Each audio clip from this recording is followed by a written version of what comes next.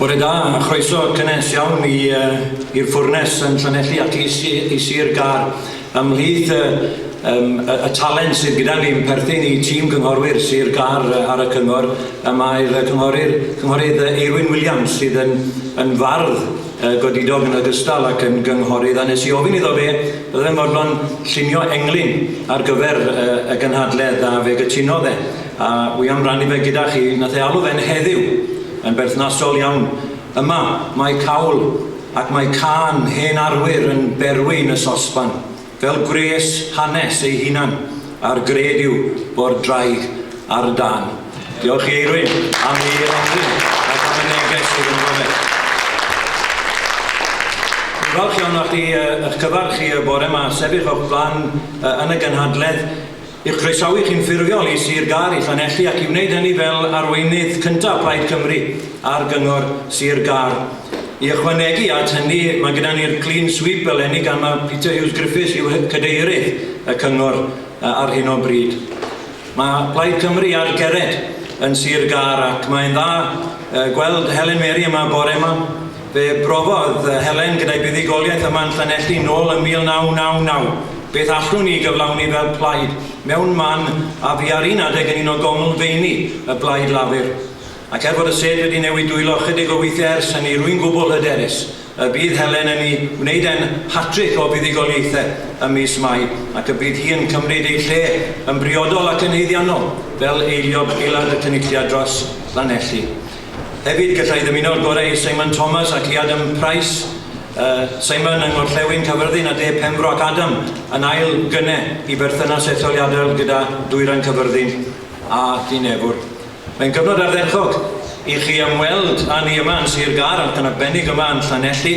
Mae'r theatr yma, y ffwrnes eisoes wedi ennill i le yma yng Nghalon y gymuned yn ganolbwynt i'r celfyddydau yng Ngorllewin Cymru. A'i enw yn briodol iawn yn ein hatgoffa ni am y gwaith tyn oedd wrth galon tre Llanelli am flynyddoedd lawer. Ers adeiladu'r ffwrnes cyntaf nôl yn 1791, fe dyfodd y dre a chynyddu trwy'r ddeunawfed ar 4edd ganrif ar 15 ochr yn ochr ar gweithiau glo cyfagos wrth datblygu y gweithiau tin a dir. Roedd y cynnydd mor drawiadol, erbyn diwedd y 4edd ar 15 roedden nhw'n ei alw fe yn Llanelli yn Tinopolis. Enw a gafodd i atgyfodi a'i osod ar gwmni teledu Tinopolis drws nesaf i ni fan hyn cwmni gyda llaw sydd yn adlewyrchu y llwyddiant a fi wedi tyfu'n arithro nes i fod bellach ymhlith cwmnïau teledu annibynnol mwyaf Pryden yn gyfrifol ymhlith pethau eraill am brynhawn da wedi saith yn y Gymraeg a question time i'r BBN. Ond mae'r pwyslais dros degawd diwetha wedi symud o'r gweithiau trwm at greu swyddi a gwaith mewn meysydd newydd fel llesiant a thwristiaeth. A'r dre a'r ardal yn cael ei hybu fel canolfan i dwristiaeth ac i lesiant gyda datblygiadau newydd fel Parc Ysgarlets lawr yr hewl, y Parc Arfordirol y Millennium a chwrs rasio cyffyle y National Hunt and Force Las. Ond mae yna gymaint mwy i'w wneud ac i'w gyflawni yma yn Llanelli a dros Sir Gâr yn ei gyfanrwydd a mae hon yn sir lle mae Plaid Cymru eisoes yn gwneud gwahaniaeth. Fe ddes i'n arweinydd ar gyngor Sir Gâr ym mis Mai blwyddyn diwetha a rwy'n arwain bwrdd gweithredol sy'n cynnwys 5 aelod plaid a 5 o gyngorwyr annibynnol. A fe wnes i fe'n gwbl glir o'r cychwyn cyntaf, ochr yn ochr gyda diogelu gwasanaethau yma adfywio oedd y flaenoriaeth a trwy adfywio o'n i'n golygu creu llefydd a chyfleoedd cynaliadwy lle mae pobl yn moyn byw a gweithio a buddsoddi ac ymweld tra'n caniatau'n dinasyddion ni a'n busnesau ni gyflawni i potensial llawn. Os mae'n cymunedau ni yn mynd i ffynnu a chynyddu, i ni angen swyddi. Swyddi i gadw'n hientyd ni yma yn y sir, swyddi bydd yn rhoi rheswm i'n hientyd ni i ddychwelyd ar ôl dyddiau coleg, a swyddi da safonol i bawb o'n pobl. Trwy gynyddu a gwella yn deheuadau economaidd fe allwn ni ac fe byddwn ni yn gwneud y gwahaniaeth yma yn Sir Gâr i'n teuluoedd a'n cymunedau. Mae'r pethau yma yn mynd i gymryd amser, ond mae ein haddewid ni bobl Sir Gâr yn dweud yn gwbl glir ein bod ni yma am y tymor hir. Sym fixes byr dymor ar gyfer problemau tymor hir ac yn ddiweddar. I ni wedi cyhoeddi rhaglen a rhaglenni cyfalaf dros 5 a 15 mlynedd sydd yn mynd i draws newid economi Sir Gâr. 5 o brosiectau sydd yn mynd i greu dros 5,000 o swyddi yn seiliedig ar ardaloedd ar draws y sir yma, yn Llanelli, yng Nghyfyrddin, Rhydaman, Crosshands, arfordir Sir Gâr, yn ogystal ar ardaloedd gwledig. A range of business sectors are being targeted, including the creative industries, tourism, agri-food, advanced manufacturing, energy, environment, financial and professional services. And in addition, investment in key infrastructure projects to unlock economic opportunity are being targeted, together with investment in rural Carmarthenshire to tackle poverty and to create opportunities. The Council will also develop a new programme of support to improve skills and help longer-term unemployed people back into work. And significant investment is taking place to ensure the county is well connected and at the forefront of the digital age.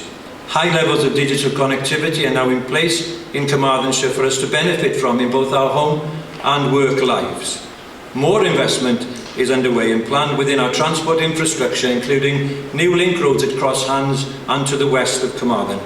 The scale of the projects is hugely ambitious and transformational, giving us the most ambitious capital programme of all the local authorities across Wales. And we know that to be successful, we have to think big and we have to work closely with the private sector, which is what we're doing. And if you want to talk specifically about Llanelli, well, that means, yes, a new leisure centre for Llanelli, a new care home in Llanelli, a town centre task force outlining plans for the regeneration of Llanelli town centre, a £1 million spend on the Llanelli market, a new purpose and future for Park Howard, £500,000 spend on Buryport Harbour, a new scoping plan for Pembrey Country Park and a new closed circuit cycling track, and much, much more. And I firmly believe that Carmarthenshire has the right mix of elements to create the foundations of a strong and healthy economy for current and future generations. And that's why I believe that Carmarthenshire has a future as a local authority. There's a principle that's closely associated with modernist architecture and industrial design. I think it was Louis Sullivan who coined the phrase first, that form always follows function. It's a principle that's based on natural law. Actually, it's the principle that the shape of a building or object should be primarily based upon its intended function or purpose. The shape or form of this county has evolved and matured since the last reorganisation in 1996, and I firmly believe that 20 years on, we are now a county that is good at what we do. But we know that the Labour Welsh Government doesn't hold the same view. I sometimes feel that the Labour Party's constant focus on the perceived weaknesses of local government in Wales is essentially an attempt to deflect attention from their own shortcomings as a government for Wales.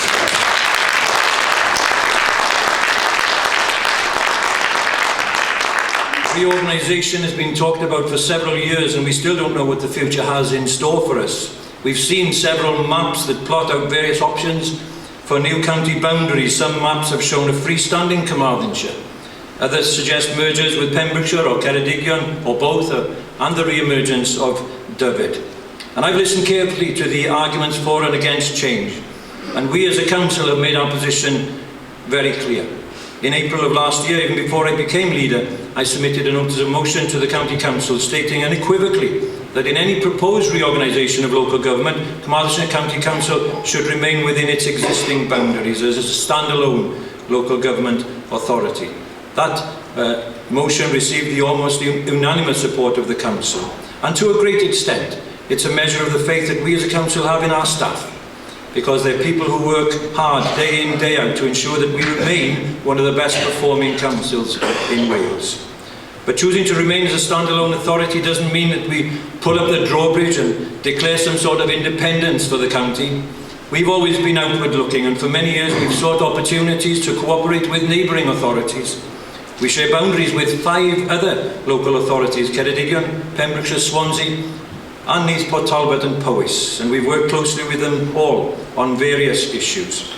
The Council has placed a great emphasis on regional working. To give you a few examples, the Swansea Bay City region is a partnership between the 4 local authority areas of Carmarthenshire, Port Talbot, Swansea and Pembrokeshire. bringing together businesses, local government and a range of other partners working towards a common goal of creating economic prosperity for the people who live and work in the city region. ERW is all about education through regional working, a partnership between Carmarthenshire, Ceredigion, Neath Potolbert, Pembrokeshire, Swansea and Powys. Of course, it's not just about working with other local authorities. In 2014, we worked very closely with the University of Wales Trinity St David to attract S4C's headquarters to Carmarthen. Regin will be a huge boost to the town, to Carmarthenshire and to South West Wales in general from an economic, linguistic and cultural perspective. Partnership or collaborative working is nothing new for the Council. The Local Service Board, soon to be the PSB, has been in existence for nearly 10 years. It's a voluntary arrangement which brings together leaders and chief executives from key organisations, representatives from voluntary and community sectors, as well as a senior civil servant from the Welsh Government. And its purpose is to plan services, to overcome barriers and blockages, to ensure that all the organisations which provide services within Carmarthenshire do so in a way that puts the customer first. The voluntary sector representatives ensure that local communities have a voice, whilst the senior civil servant from the Welsh Government offers a link between local, regional and national interests. There's a real danger that if the Labour Party were to be re-elected in May, that we'd end up with one of the most centralised systems of government across the whole of Europe. Surely we must embrace the principle of subsidiarity, the presumption that power is transferred to the level of government closest to the people. Whilst we all accept that some powers need to rest nationally, this should only happen when there's an explicit demonstration that the activity being delivered nationally will result in better outcomes.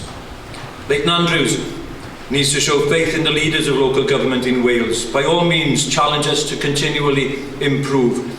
Yes, hold us to account if we get things wrong, and send in the cavalry if we fail. But please recognise that so much of what we do is good and right for the people of this county. The Welsh Assembly elections are being in danger of being overshadowed somewhat by the national debate about Britain's continued membership of the European Union. And it can be entertaining at times to watch the infighting within the Conservative Party as Boris and Dave slug it out like prize boxers. And that fight seems as much to do with the future leadership of the Conservative Party as anything else. But we can't afford to be complacent. This is such a crucial time for Wales and for our place in Europe. In just a few months' time, there will be a major strategic choice to make, which will have implications for decades to come. It's about the kind of Wales we want to build for the future. There are many benefits for Wales and Carmarthenshire, in particular in EU membership, that you can't easily quantify, such as the impact of social legislation on employment and equality, health and environmental issues. And the EU has led the way on combating climate change, to which our National Assembly is committed. One of its greatest successes is helping to prevent armed conflict between its members during its 60 years of existence. Access to the single market supports some 200,000 jobs in Wales and is the largest single trading bloc in the world. Many international companies choose to base themselves here in Wales because it is in this lucrative European market. And there are other benefits that can't be quantified. The UK is the most unequal society in Europe in terms of the gap between the wealthy and the poor, and yet has never had an effective policy to address that. In contrast, the EU has a successful regional strategy which targets aid at less developed or less successful regions to help them build a sustainable economy. It demonstrates real solidarity to help the poorer areas reach the same level as the richer ones. The period between 2014-2020 will be the third time that the West Wales and the Valleys region will have received the highest level of this EU regional funding because of our low GDP levels. This and other funds are intended to focus on achieving key developmental and environmental breakthroughs, as well as offering ongoing market support, as in the case of rural payments. Crucially, the European Regional Development Fund allocates serious sums towards safeguarding our environment and stepping up measures against climate change. Using this to maximum effect is one of the challenges ahead.